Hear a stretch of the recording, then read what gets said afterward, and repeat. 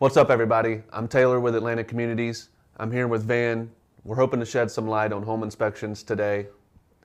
Van, we met about a year ago at an open house. It was here in Woodstock, and if I remember right, it was raining that day, and it was a slower day for me at open house. And you came in and were hitting the ground, doing some grassroots. And we met and had a great conversation. Yep. I learned a lot, and I walked away from that conversation. I still use your little notebooks going door to door. I use it for my notes, keep it in my back pocket. And so with that, for those of us who don't know you, mind introducing yourself? Absolutely. Well, first of all, thank you for welcoming into Studio 92 here in Woodstock. I love this Atlantic Communities is probably the nicest real estate office I've actually ever been into. It's amazing here, so thank you for that. Yeah. So for people that know me, they call me Van. My last name is Van Vurst. My real name is David, but it's a great segue for me to say if somebody calls and asks for David, that means that they're a solicitor, or I don't know who they are, which is nice. So yeah, Inspector Van here running around Cobb County and all over Atlanta, it seems to be. My company is Phoenix Real Estate Solutions on social media, on my website, Phoenix Resolutions, because the real estate is just too long, phoenixresolutions.com. But yeah, I'm a home inspector here. Love what I do, and let's get into this good stuff. Yeah. Are you from here in Georgia? You from Woodstock? No, I was born and raised in Michigan. Stays cold there. Yeah. I learned that in geography class, and then going out in the wintertime, I'm like, what's all this white stuff? It's cold. Yeah. And I hate cold weather. So when I graduated high school, I moved to Fort Lauderdale, Florida. People that are of the Gen X remember MTV Spring Break. Yes, and that's where they were going, and I'm like, hey, that looks like a great place to go. That's what I did. Wasn't the smartest. I moved to Florida the weekend of Hurricane Andrew. Oh, wow. Okay. You watch the Weather Channel at 19 a lot? I did not. And I don't even know if the Weather Channel was out back then, but that's when I moved there. And lived there for three and a half years, met a beautiful woman there, and we moved to Georgia once she graduated college, and I've been here ever since. What brought you to Georgia? with work or job? Yeah. The truth, I worked at the Miami airport, and I told Maria at the time, my wife's name is Maria, I said, no habla español, and I worked at the Miami airport. I said, I'm leaving Florida. I can either go back to Michigan, or I don't know where I'm going. And I was 22 at the time, and she says she was graduating in accounting from the University of Florida. She goes, I can go to Miami. It was Nations Bank at the time, which is now Bank of America. Right. She goes, I can go to New York, Miami, or Atlanta. Those are kind of their three major places. And I said, well, I'm leaving Miami. She goes, well, we can't afford New York. You want to go to Atlanta?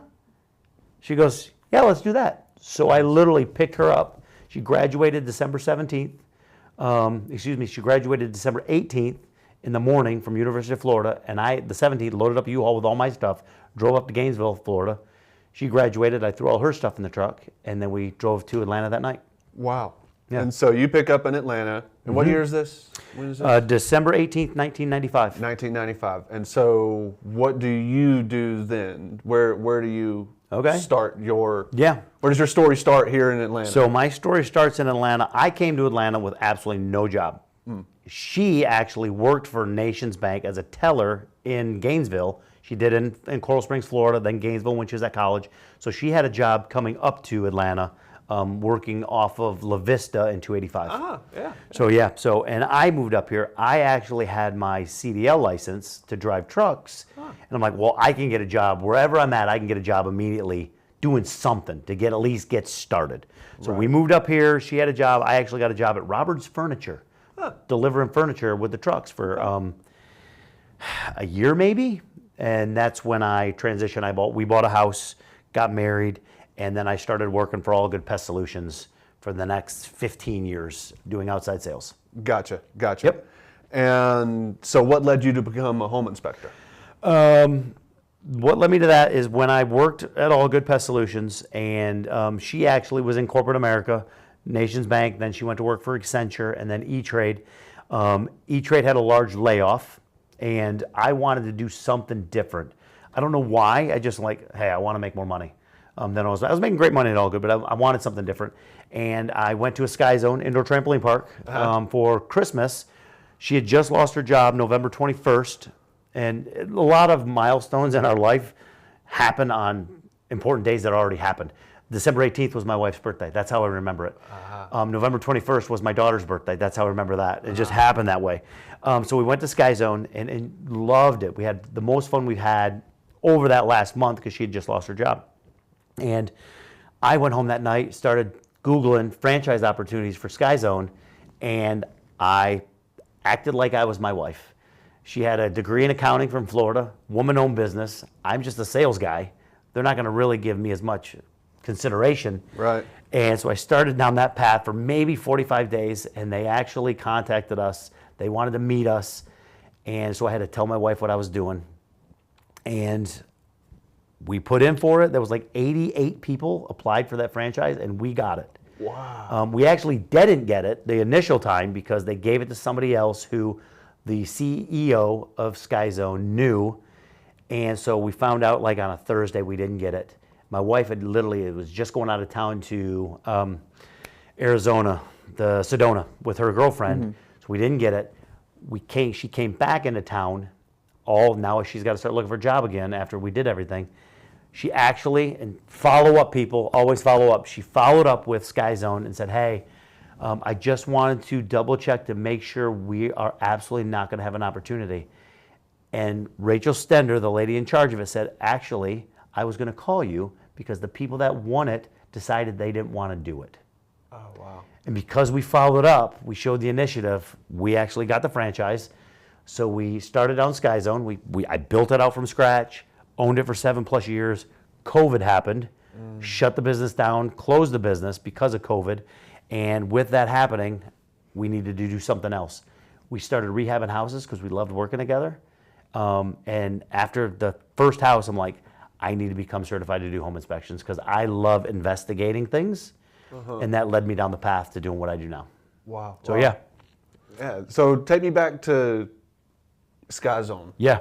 You get word that you're now a primary candidate. You may have won the bid, won the franchise. At that point, are you thinking, oh, this is my calling? That was my identity. Yeah. People in the community knew me as, oh, you own Sky Zone. Oh, you own Sky Zone. I had more people reach out to me that knew me because of, oh, you own Sky Zone. So when it closed, it was actually very hard for me emotionally to get past that point of that's no longer me. It's funny, it's one of the kids that used to work for me. It was his birthday. He sent me a text. I sent him happy birthday. And he said, you never thought you'd meet the pizza kid at Johnny, you'd still know at 30 years old. And I met him that long ago, and I said, nah, I guess I'm just lucky that I got to meet Zach Pope. Wow. And his response to me was, and you can actually see it, nah, that would be me. Some of my best friends in the world came from my days at Sky Zone. Can't thank you and Maria enough for the culture you created there. Oh, wow. So that was my identity of what I did. And just to hear a kid at 30 reach out and say that, it's like, it makes you feel good. So yeah. Yeah, no, that's incredible. That's really cool. Yeah. So what was that like? I guess when I think back, the last 4 or 5 years, or I guess the 4 years are a blur from COVID. Yeah. It just seems like time is just, sometimes it seems like it's flown by. Sometimes it seems like one day is a lifetime. Yep. It's just. It changed the world. It really did. So early 2020. Yep. Is, if I recall, we closed on our house in April of 2020. Yeah, COVID just happened. February and March were insane. It was a tough closing. Yeah. What was the initial response? I guess you all had to close. Did you initially think it was going to be a week or two, or do you take me back to those times? The initial response was the government of Georgia said, you're a family entertainment center. You have to close your doors. We'll let you know when you can open back up. Right. That was it. Yeah. And I'm like, what do you mean? And was that February? That's February? Yeah, that was the end of February, beginning of March. Yeah. And it was, what do you mean? We're exercise, we're outdoor, we're fun. Because right or wrong, everybody had certain ideas of what COVID was. Come to find out, it's completely different than what we thought it was. But yes, they shut us down end of February, all of March, all of April, all of May. We couldn't open up until sometime in June, and then it was plexiglass in front of the cash registers, all the other things that went along with it. And it literally decimated the business because of that. So that caused our demise, if you would say. Yeah. So yeah. I would have said that was definitely essential for you guys. Yeah. The business. And the sad thing is, now that we look back on it, I was in a light industrial warehouse. I had garage doors in the whole back of the building. I had exhaust fans that moved fresh air through the entire building. So realistically, knowing what we know now, I could have been open the entire time and it would have been completely fine and healthy because I had outdoor air circulation running through the entire place the entire time. Wow. But it is what it is. I'm much happier doing what I do now, and I think there's a different value to what I do now versus what I did back then. So what was, I guess the core thing you learned that you now feel like you use in today's time? Like when I think of Sky Zone, my daughter is obsessed with Sky Zone. Yeah. We love the trampoline parks and the dodgeball, the fun stuff in there, the slamming basketball rim. It's a cool place.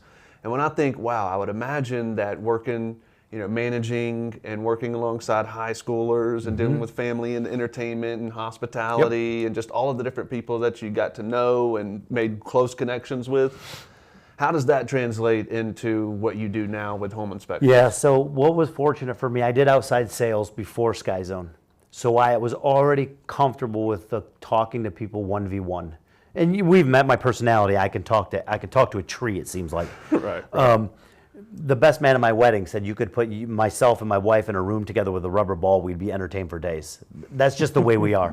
So I already had that aspect, and which is funny the way you worded that question. My wife came from corporate America, so she dealt with corporate America individuals all day, every day. And for right or wrong, corporate America has a certain stigma or the type of individual you have to act a certain way, very professional. I was in outside sales, so yes, you're professional, but there's a leeway to that, talking to people in their home. So when we mirrored into Sky Zone, I was comfortable talking to people 1v1 and in groups, and my wife kind of wasn't in that environment, being guests coming into the park. Some are upset, some are happy, the dynamics. So what I learned from that is, my team members, every person receives a message differently. You could say the same message to one person that if you say it to the other person, they're going to completely be offended, they're going to be upset, they're not going to take it how you mean it. So you really had to politely, but weigh your words, but read their personality, read their energy quickly to understand how to discuss that with people. Right. So when I'm doing home inspections, when I'm talking to the buyer, even the seller, I've got a video that my wife did the other day at a closing where the seller, and you all know sellers, the home inspector's coming. It's always, oh my goodness, the home inspector's coming. What's it going the seller actually almost did a commercial for me going, when he came to my house, he was personable, he was so thorough. I saw what he was doing, and he took his time. And he's like, when I buy a new house, I'm going to have him check my house. And I'm like, for a seller to say that. So when I'm dealing with sellers, buyers, the mom, the dad, the agent, you have to talk to everybody a little different.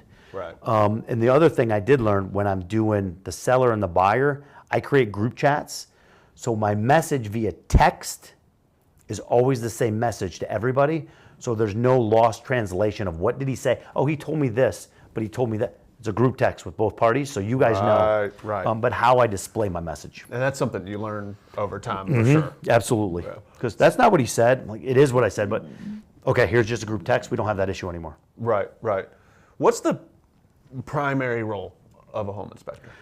For me, the primary role is two-part. It's I want to give the buyer as much information about a house that they're potentially buying so they can make the most well-informed decision that they can make. Now, when I say it, it's their decision to make. Right. I'm not influencing one way or another. I'm just giving you all the information I can find about a house. Here's the information. Now, and as an agent, you know, what am I buying it for versus what's my repairs versus what's the after repair value of it worth. That is all your guys' decision. Right. But here's the information. You decide what you want to do with it. That's it. And when I check a house today, next week the house could be different. Did the roof start leaking? Did a tree fall? What happened? So today when I looked at the house, this is what is going on at the house. You make the decision. So yeah, that's it. Right. Yeah, no, I appreciate you saying that. And on that note, Is there a template or something that you use? Yep. Because every home is different.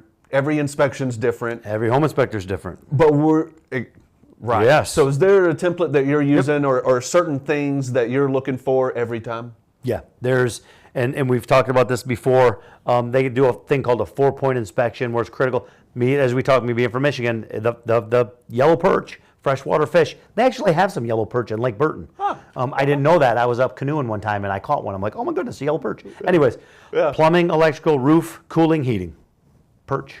Those are the 5 automatic that I have to get right no matter what. And then everything else is, I joke and say it's kind of an ancillary.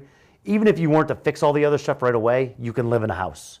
You might fix it at your leisure, or if everything else is fine, you might say, hey, I want you to fix this, this, and this. My template that you talk about, I have a handful of mentors, and through InterNACHI, my schooling, I took my mentor, Austin, who's world-renowned for what he does in his social media, Inspector AJ, more educational content than anybody I know. He sent me his template. I used Preston Kincaid's template, InterNACHI's template, and I took all the best parts of their template that I knew worked for me, and I made my own template with all their stuff.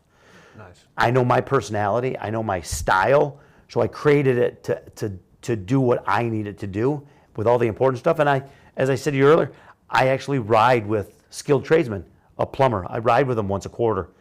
What new things are you seeing? What pieces of information can I steal from you that I can use? MK Electric, I used them the other week. I rode with them. And I actually pulled stuff that he talked about that is extremely important to his job. I'm like, that's not in my template. Right. I need to add that to my template. So every house I go to, and if an electrician sees my report, he's going to go, oh, he included grounding in its own separate section where everything is at.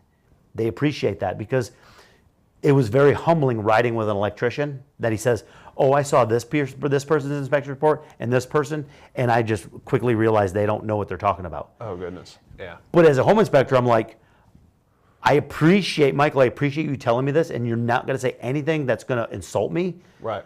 Because that's your perception. My job is to better myself, to break that perception of me.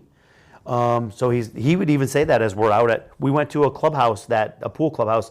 They had water leak in the clubhouse, and he had to go see they had an electrical problem. And we got there, it was not just a water leak that was causing electrical problems. Their panel in the closet in the back had a rat nest in it. Mm.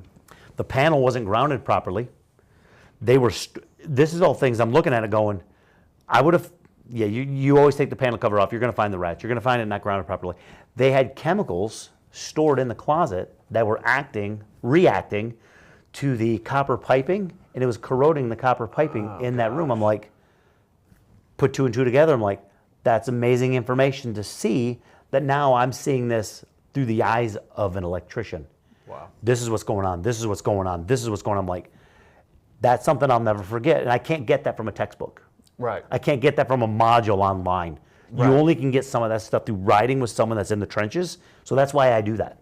Right. I want to see it. Yeah, no, I can appreciate that for sure.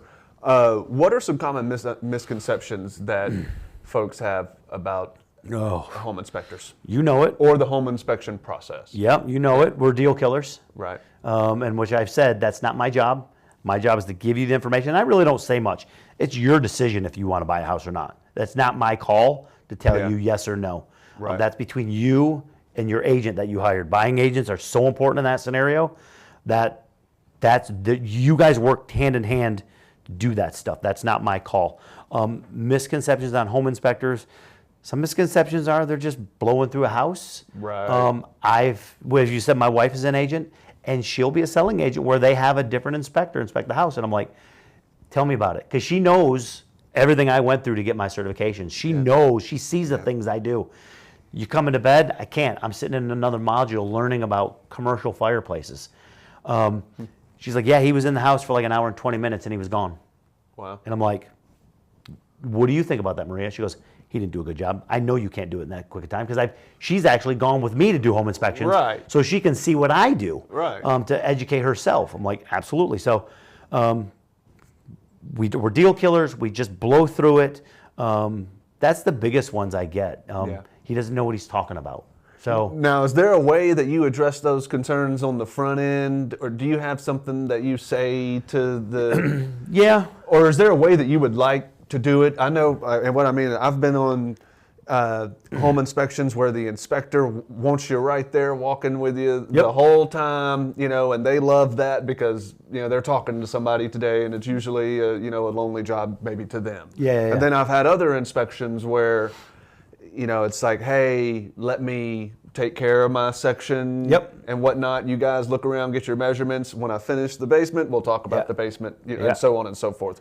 How do you like to structure your inspection? I think my initial thing that I talk to people about is when I'm scheduling or I'm talking, I'm a home inspector, but I got 2 home inspections via I rehab houses, I do short-term rentals, so I have a construction background, and I inspected houses when I worked at Allgood for 15 years. So when I was I'm an inspector, but I rehab houses, I do short-term rentals, so it gives a little more credibility to what I'm doing. Secondarily, I tell them, I'm going to be at this house probably 3.5, maybe 4 hours. I choose peace. I'm taking my time, and I get more comments. I can't believe how thorough you were. I'm like, to me, I wasn't being thorough. I was just doing what I'm supposed to do. Right. And I take my time. I tell everybody, when you call me or you call my company, you get me. Yeah. If it's a month down the road, 3 months down the road, a year down the road, you call me and say, hey, I got a question about this. My initial is like, hey, remind me of the house because I see so many of them. And they'll be like, oh, this is what it is. There's a funny story on that. I did an inspection for a house. A guy was moving from Chicago, and the agent was doing the final walkthrough, and she texted me, and she's like, hey, we're at the house now, and they sent me a picture, and they were standing, there was a little hole in the deck. And she goes, there's a hole in the deck. What are you saying? I said, well, hold on, I'm driving. Let me pull over. And I pulled over. I pulled up his report, and I pulled the exact picture, but with my foot in it, going, are you talking about this hole? Wow. And they're like, yeah, sorry, we missed it. But my point is, if you call me, you call my company, you always get me in here. And then, I didn't show you this before, I give everybody I go to, if you're at the house, a home maintenance manual. So they know how to fix their house. They know how little things of what things should work. I give them literature that they can take with them. I love that. They're like, oh, that's outstanding. So, yeah, it's just what I do. Take my time. I love that. Now, on that note, do you recommend buyers be at the home inspection? I give them 2 answers, 3 answers, 2 answers. You're the one buying the house. Never going to tell you no. Right. You have every right to be there from the second I step in the house, or honestly, from when I pull in the driveway. You have every right to be there and to watch what I'm doing. I ask just because my personality, knowing the way my brain works. If you give me, like you said, a section, let me do a section, and then I'll walk you through that section. Please don't interrupt me, because if you're talking to me while I'm doing something, I might miss something. Right. So let me do this section, and then I'll walk you through it. Let me do another section. I've actually, in downtown Marietta, had a flat roof, relatively flat roof, ladder, and it was only like, from the back deck, it was only like 8 feet to get onto the roof. I brought the gentleman up that was buying the house. Like, you want to come up on the roof? It's flat. You can get up here. It's pretty easy. That's up to you. Your call if you want to get up here, but I'll walk you through the roof and point everything out to you. Yeah. And it makes it nice for them to be able to, if they're part of it, they feel like they're more involved. They know what's going on more at the house. Yeah. And I like knowing that when we call Phoenix, we're working with you. Yep. There's much larger companies out there that have 10, 15 inspectors that may be assigned as a zip code or a community, and you never know till the morning of, or if you do need that contact in the future, you have a question, it's just not there. So they're not there. I appreciate that. Yeah. That's cool. As a buyer, what are the top things you should look for during an inspection? I know you mentioned perch, but maybe outside of utilities and structure. One of the biggest things I would talk to is, no matter when you buy your house, can you always talk to that inspector? Because they walk through the house, they know what's going on. That's the one thing I always say. Because if I do the inspection, if you want to call me down the road, case in point, you buy a house and you're like, hey, I'm going to need to get a roof next year. Who do you know? I vetted out so many contractors through doing what I do. I have a plethora of contacts. So you're getting all those contacts. Obviously, the big 5, plumbing, electrical, roof, cooling, heating. Those are the big ones. The other ones, another big one that people kind of take for granted, how's your deck connected to the house? It's like 40%, 45% of all decks are incorrectly installed on houses. It's something astronomical. Yeah. I was going to ask you because it seems like it's like 80%. Because and a deck is, for most guys, a deck you consider, for right or wrong, most guys think a deck is an erector set. I can build a deck. It's easy. I'm just putting this here, putting that there, putting that there, and I'm doing Legos. That's right. But I had one 3 weeks ago where they lag bolted the deck to the chimney. Can't do that. Chimney's not a self-sustaining structure. And it's pulling the chimney off the ground or off the house. So that's a problem. Can't do that. They didn't know any better. They just built a deck on the back of the house and thought, the deck looked nice, but it was improperly constructed. So as a buyer, you'd want to know that. What's going on termite situation? What's going on grade, negative grading? Nobody ever thinks of negative grading. You know, one thing I hear a lot about, or what we see with every inspection is an option is a radon test. For those of us who don't know, what is radon? Do you recommend the test? What type of results does it provide? I say there's a handful of ancillary services. In the grand scheme of things, you're buying a $500,000 house. Radon test, it's $200. It's what it is. Radon gases are gases from minerals breaking down in the soil, that those gases, as they break down, will come up to the slab or the basement. Concrete is porous. Air gases can get through that, and those gases get into the basement. Long term, radon gases can cause several types of cancers. So for $200 to get a test, and I actually use Cutcliffe Radon because Marie Cutcliffe have done radon for a decade now. She's phenomenal at it. So I literally, when someone schedules through me radon, I literally, Marie, this is the address of this house, what's when I'm doing the inspection. She comes set all the equipment up. It's a minimum 48-hour test. She gets a report and sends it all right to the people. Sometimes it's better to use qualified people that have been doing it for so long. You have vendors for a reason. You have people for a reason that you can trust. So that's what I do. And like a sewer scan. You do a sewer scan and you find out that the Comcast cable, I had one last year, Comcast cable ran a cable line through his PVC septic line, and it crushed his line. He had no idea. I did a sewer scan. Can you imagine the buyer buys a house and now his septic isn't draining properly? He's got to dig up his whole septic line. He's got to fix the thing when it was $175 for a sewer scan. So some of those are just valuable. More times than not, you don't have problems with the sewer, but to save yourself $10,000 headache for $175, it's worth it. Yeah, no, for sure. On the flip side, you're just from all your interactions with clients, what do a lot of buyers maybe mention or that you may overhear through conversation? Maybe you guys don't even discuss it much. You just overhear that a lot of buyers are concerned about that you as an inspector is not necessarily high on your level of concern. The one I always hear more times than not, and it has nothing to do with what I do, absolutely nothing to hear. And I wish I could, like a loud cough or like, we're going to do this to the house, this to the house, and this to the house. And I'm like, the money you're going to spend on rehabbing everything that you want to do, you're not going to get that value back out of the house. And as an agent, you know that. Yeah, you add that bedroom is not going to add the value that you think it's going to add. But I can't say anything. It's like, it's your house, your decision. Would I make that decision? No. Yeah, that's probably the biggest one that I'm like, but that's your choice. It's your house. Now, flipping over on the side of sellers. Where does what role does a home inspection play for me? I'm wanting to sell my house in 60 days.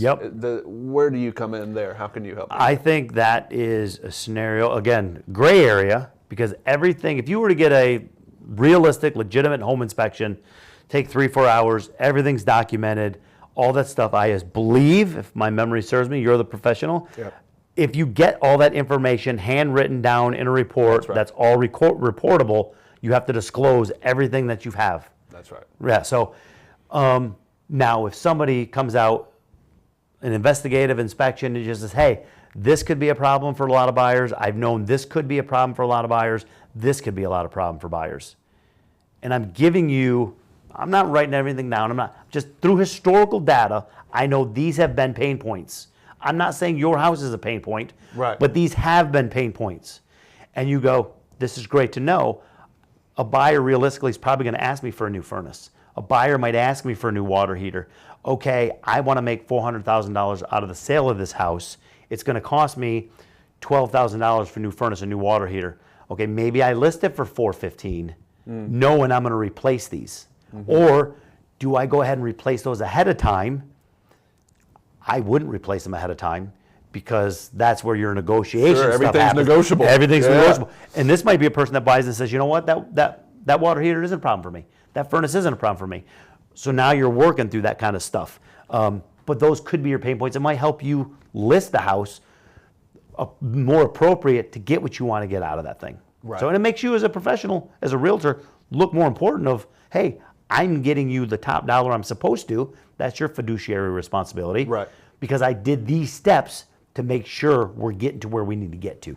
And so your role, I'm a seller, you would charge, like that's a service Yeah, that it's $150 for me to come out. I'll be out there like an hour, and you bring your notepad or you do it your memory, you do it. I'm just going to walk you around and go, this could be a problem for you. Yeah. Not saying it is, but it could be. Well, I think there's a ton of value in that too, because we live in our houses, and so we don't see everything. Blindness. We walk by the, Yep. the little wood rod on the sill, and we walk by the seal being broken in the windows or whatever the case may be. And when's the last time you've gone in your attic and looked at your roof decking versus gone up in your attic to pull the Christmas ornaments out? Nobody looks at that kind of stuff. That's right. Until that water's now dripped enough where it's damaged all your roof decking, and now it's fallen down into the sheetrock. It's gone through your insulation into the sheetrock, and now you got a stain in your ceiling. Have you ever fell through an attic? I have not. No? Okay. No, and that's a funny question. Yeah. I am scared to death to walk in attics. If it's not floored, full transfer. If it's not floored, if it's a 2-story roof, I drone it. And if I don't see things with my drone that scare me, then I won't walk inside an unfloored attic space. Yeah. Just because I don't want to go through. And it's safety issue. Yeah, safety issue. Yeah, I used to work for a home improvement company, and I sold retail roofs, siding, and windows. Yeah. And every roof inspection, I spent at least 30 minutes in the attic, maybe 15, at least 15 minutes in the attic. And I can just remember the stress of praying that you don't miss a joist and inevitably, at least once a month, there was a coworker or somebody on the team who leg went through or something. They actually sell knee pads now that go from your knee all the way past your shoe, so you can actually just sit on the ceiling joist across. And I've seen those, but I've got such bad knees. I'm like, I'll never be able to get back up. Yeah, knock on wood, hadn't happened to me, but I remember, what is it, the 3-point touch system? It's just 3-point grab. Yeah, exactly. No, very cool. What's the most surprising thing you've ever seen in an inspection? And I guess what I mean is I'm terrified of snakes. If I ever saw a snake in the crawl space or whatever, that would terrify me, or that would be pretty shocking. Yep. Has anything shocking or crazy ever happened to you? I've seen a lot of animals, bats, rats, possums. This is something I didn't tell you before. I had one in Woodstock it needed a lot of work to it. And I was in the house with the buyer that wanted to put a bid on the house. And it was a basement, main level, master on main, upstairs. And we're in the bedroom talking. And all of a sudden I hear a noise. I'm like, stop. Nobody move. Hit the wall. They had a family of raccoons living in the house. Yeah, that was a good one. That was in Woodstock. A family, they came in, they pulled the roof decking up at a downspout. At the gutter, pulled it up, were climbing in the attic, and they were living between the floors. Oh, wow. There's a family of raccoons. Yeah. But I've had bats. I had a fresh, still had color in it, fresh snake skin in an attic. And I'm like, the lady's like, oh my God. I'm like, yeah, but look at it this way. You don't have any mice up there anymore. Fair enough. Accentuate the positives up there. Yeah, accentuate the positives, I guess. Yeah. So yeah. Man, that is always just a creepy thought to me, as is having something in your walls or and not knowing about it. Yep. Had a groundhog underneath the house the other week that was sitting there looking at my cameras. I was up underneath the house, but they're outdoors. They want to be outdoors. The one that those are all things you can easily cure. Rats you can cure. All that. The one that I see that just destroys houses is termites. And where I've pulled 2x4s off the wall with my bare hand, and I feel like I'm the Incredible Hulk. Yeah. But it's literally, there's just nothing to it. Just rip it right off. I'm like, floor joists and basements above me that coming off the garage where you can just put your screwdriver right through it. Is that the worst of the worst termite?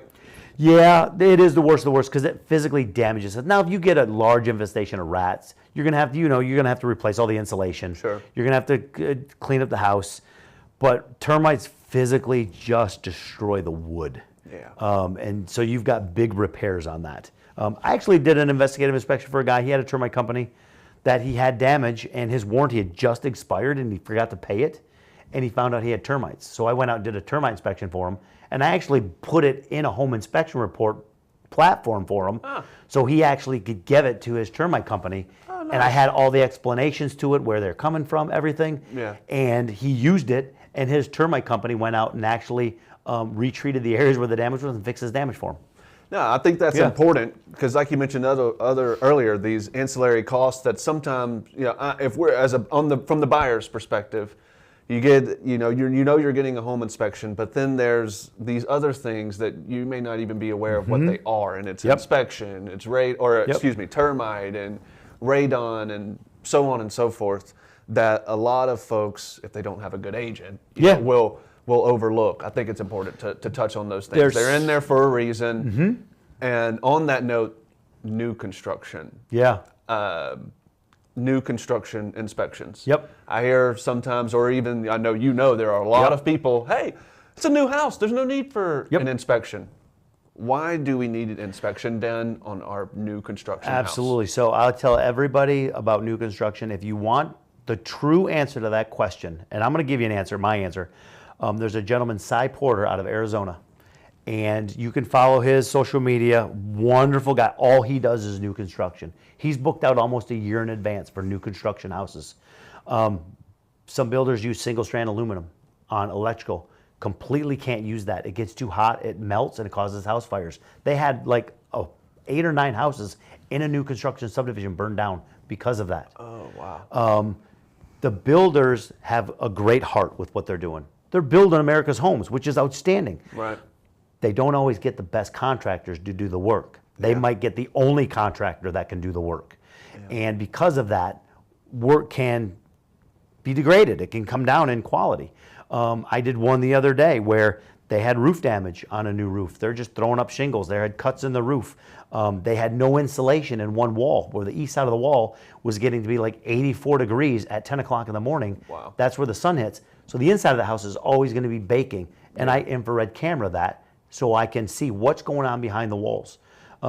Every new construction, that's the one on my social media I put out where I'm making a video talking, the condenser is just grinding on the inside because it's not built properly, it's not level, it's all shifted, and it's out of balance. Yeah. Could you imagine you're trying to sleep at night and that's what you're hearing? Yeah.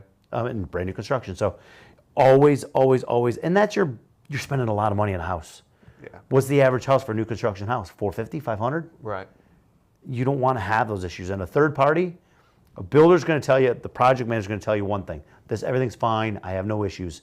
I've never went to a new construction house where there wasn't something that was rather important that needed to be fixed, get fixed. Wow. Yeah, that makes sense. No, I appreciate that. How has the home inspection industry changed from when you started? I think, you have the old school inspectors who have so much knowledge, but a lot of those have been doing it for, it's funny, when you ask the question, I think if there's so many variables. The old school inspectors that did it for so long, now when they're in their 60s, 70s, they did it all with paper. Right. This is the way I've done it for my whole life. This is the way I'm doing it. By gosh, this is the way I'll always do it. Technology has really changed that. Where we're using infrared cameras to see what we can see, heat exchanges, temperature changing behind walls. All the new tools, we're all using iPads, drones, things have changed. A lot of the old school inspectors, they did their territory, they did their agents, that's all they did. And they didn't really talk to a lot of people, the older school, and now as technology's coming up, it's almost like, when you were a kid and your granddad said, well, this is the way I did it, this is the way we're always going to do it. And some of them are like that. Right. And the new inspector or that are in the field now 2, 3, 4, 5, 8 years, they're accustomed to new technology. And a lot of inspectors now, like myself, we want to help each other. I have another single firm inspector here in Cobb area that we talk to each other routinely, bounce ideas off each other. Hey, I saw this. Have you seen this? Hey, I saw this. This was my problem. So we communicate to each other, so we help each other to make our industry better. Nice. A lot of inspectors do podcasts that we can learn from each other, and my mentors are high-level inspectors that have done it for years and years and years that help me. If I have a question, I can bounce ideas off of Inspector AJ, Chris Estlin up in Delaware. You would have never got that 10 years ago. Inspectors never talk to people around the world to help them out. Yeah. So, yeah. Yeah. And on that note, where do you potentially see it going? We talked about this, and I don't know if it's right or wrong. Maybe because I'm 51, I'm kind of sort of. I still think there's a lot of value in old school ways of inspecting houses. Yeah. But in today's world, and I joke, when I was a teenager, I had a black and white television from my bedroom. It was 13 inches. We didn't have remote controls. I'm only 51, so literally in 40 years, we went from that to I can watch TV programs from across the world. Right, right. Could I see on your phone? Yeah, my phone. Yeah, when I go out yeah. of state, I can watch YouTube TV on my phone. Yeah. Do I see a day where you have your glasses and you're walking through and you're looking at stuff, and your AI glasses are detecting the problem and writing a report for you as you go along as you're talking to them? Okay, I've got an electrical panel that's double tapped here on those black and red, and it's writing the report for you. I could see that. Yeah.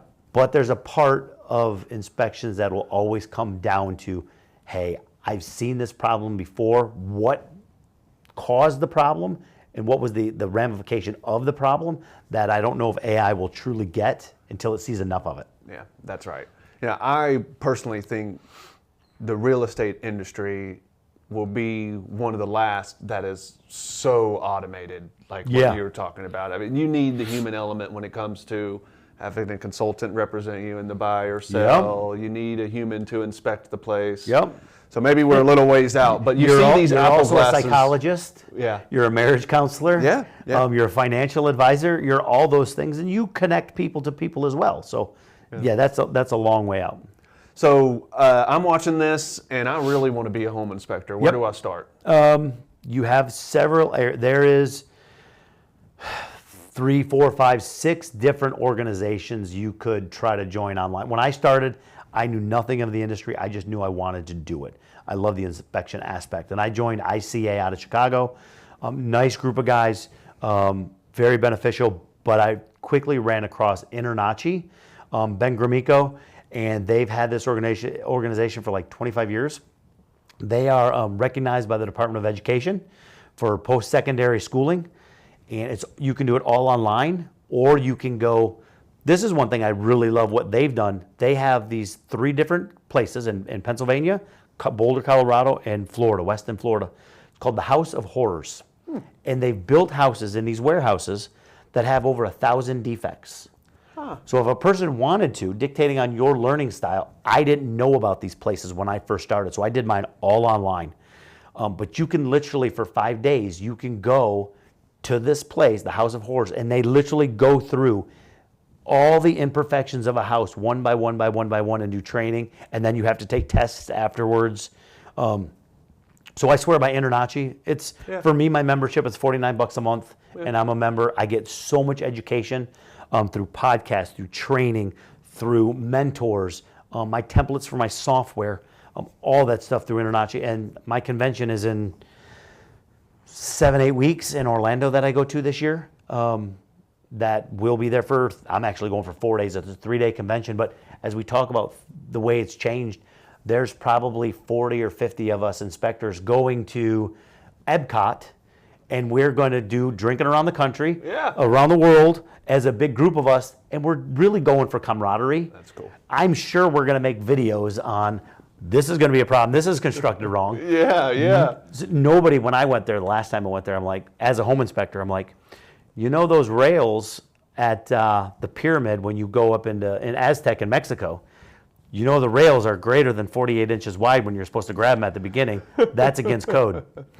These are cool. funny videos that we make of like, this is built wrong because of this in code. But it's Disney. They can do what they want. Yeah. No, I love your internet. I love your Instagram page where you're able to get out those little messages like that and quick little videos. I think it's great, and frankly, it inspired me to do some of the same things. Did you see the one I did at City Hall the other day? In Roswell? No, that was my hometown, Bay City, Michigan. Oh, okay. That building was built in 1894, and I was walking down the stairs, and I'm like, wait a second.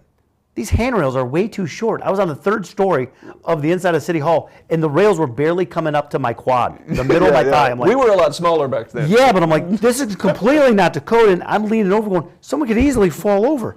So now I go to places, I can't help it. I'm like, oh, that's a problem. That's a problem. Yeah, This shouldn't be like this. I can't. My wife gets so mad at me. You can't help but see I can't help it. She's like, stop it. I'm like, sorry. No, for sure. Yeah. Yeah, I do the same things. I'm constantly looking at, whether it be something curb appeal or, something on the interior. Yeah, for sure.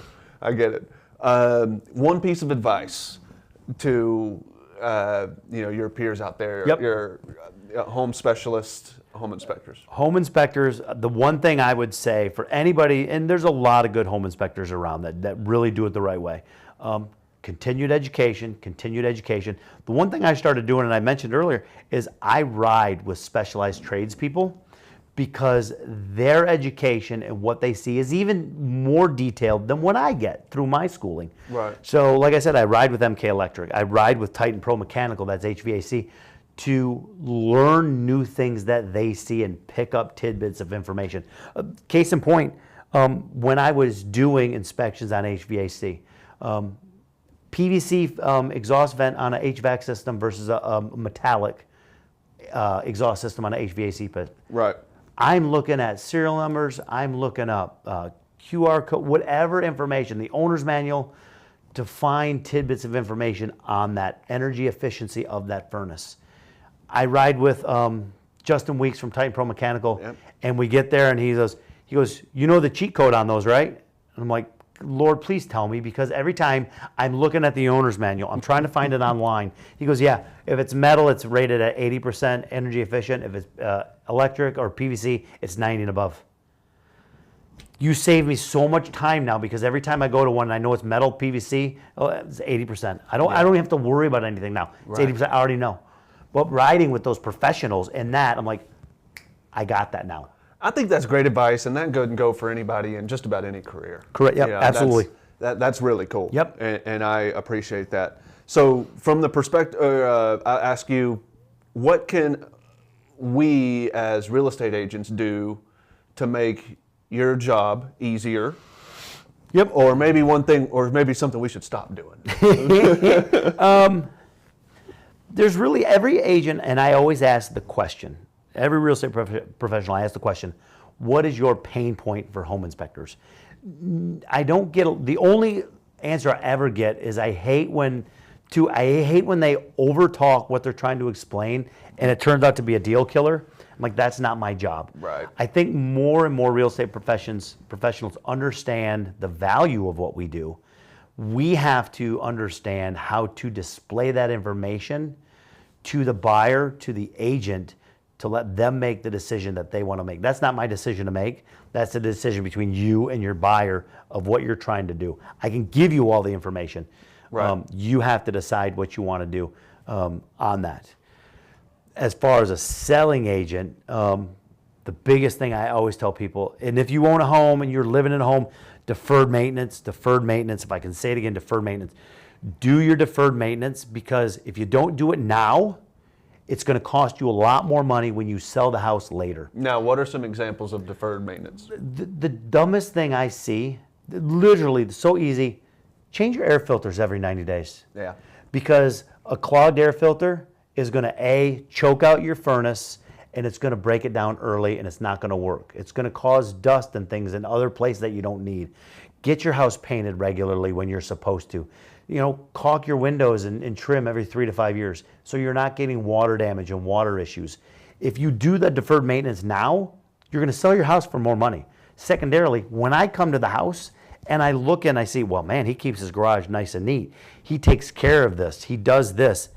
My antennas aren't as high because I know you take time to take care of your house. Right. So I'm not expecting to find stuff. When I go to your house and I see your deck is destroyed, you haven't sealed it or stained it in years, the wood trim around your door frame is rotted out.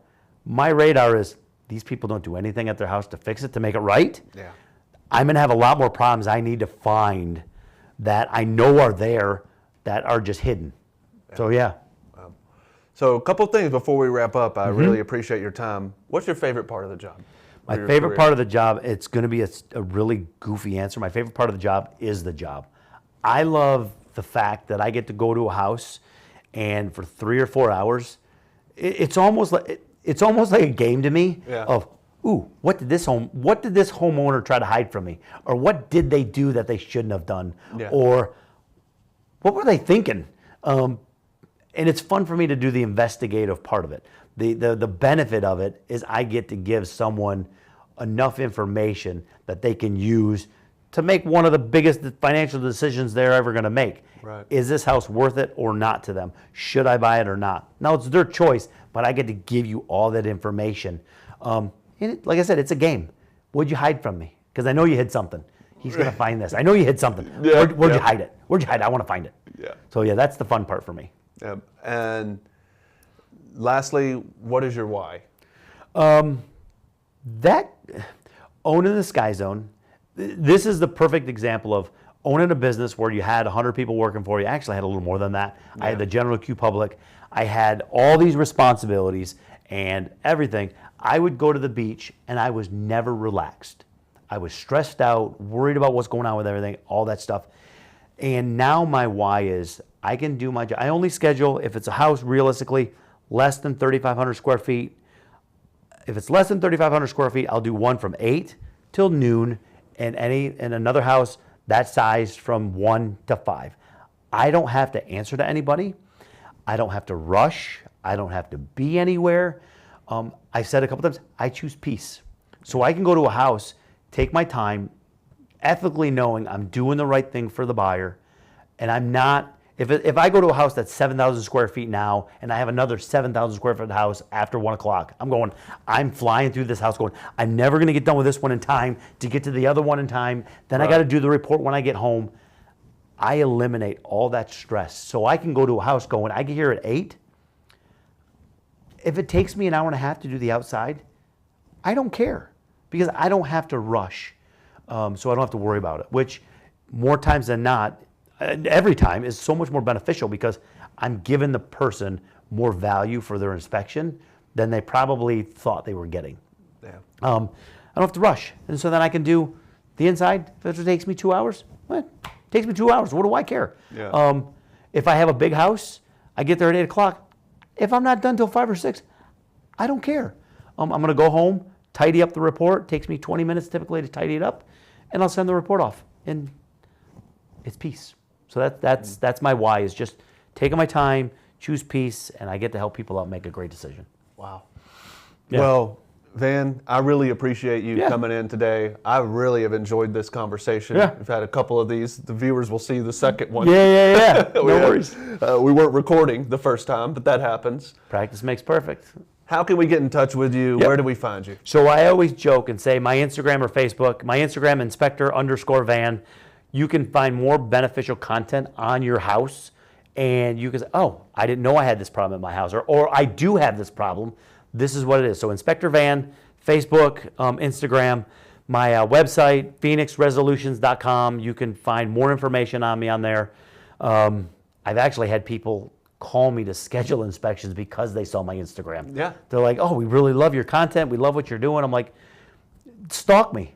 I stalked my mentors for months learning information from them to get as much knowledge as I could. And then I got to meet my mentors, and now they're wonderful individuals. So my Instagram, Facebook, my website. I drive around my big old Suburban, which it's funny, I keep tools in that thing. For sure. If I got to fix something. I had an agent. Yeah, I had an agent reach out to me a couple months ago, and she's like, I put the sign in the front yard, and I busted the sprinkler line. Do you know how to fix that? I'm like, Catherine, I said, let me run over and just take a peek at it. And I had all my tools with me. I'm like, yeah, I got you. I fixed it. I just charged them $125 in the materials, and I fixed her sprinkler line for her, and it was simple. So, I choose peace. It took me an hour to do, and I'm like, I got nowhere to go. I don't care. I'm not going home to watch TV. I want to be active and proactive, and my work ethic doesn't allow me to just sit there. Choose peace. I love that. Choose peace. Van, thank you so much for coming in today. Absolutely appreciate the time. I appreciate you so much. So, hey, thanks for watching, everybody. Have a blessed day. We'll see you soon. And if you need a home inspector or a certified true home specialist, Inspector Van, I'm here.